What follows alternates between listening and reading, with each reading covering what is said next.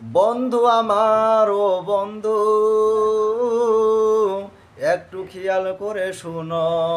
জীবনে যত গুনার কাজ করেছ, তার জন্য তুমি আল্লাহর কাছে তওবা করো।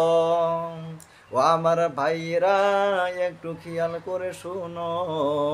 তোমার জীবনের সামনে, জীবনের জন্য তোমার হিসাব নিকাশ করে তুমি চলো।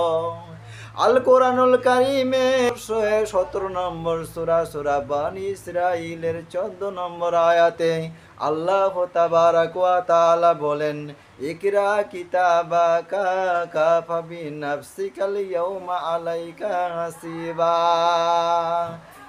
আল্লাহ রাব্বুল আলামিন তার বান্দাদেরকে বলেন, তুমি তোমার আমলনামা কিতাব পাঠ করো। আজ তুমি তোমার হিসাব নিকাশের জন্য তুমি যথেষ্ট। বন্ধুরে আমার, কিয়ামতের দিন আল্লাহ রাব্বুল আলামিন সামান্য পরিমাণ জুলুম করবেন না। ওতে তাই লেখা আছে, যা সে করেছে।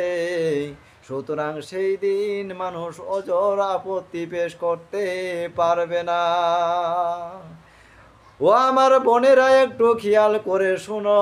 তোমার জীবনের যত গুনাহ আছে, সবগুলো তুমি আমলনামায় পাঠ করতে পারবে।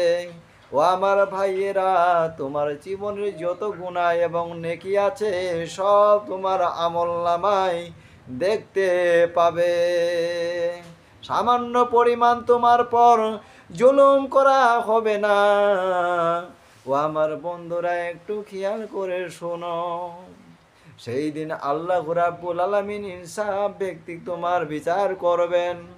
সেই দিন তোমার হিসাব নিকাশ, তোমার আমলনামা তুমি নিজেই পড়তে পারবে। যদিও তুমি দুনিয়াতে মূর্খ ছিলে, নিরক্ষর ছিলে, কিন্তু কিয়ামতের দিন তুমি পড়তে পারবে। তোমার আমলনামা পড়ে দেখবে, তোমার অপরাধ তুমি নিজেই স্বীকার করবে।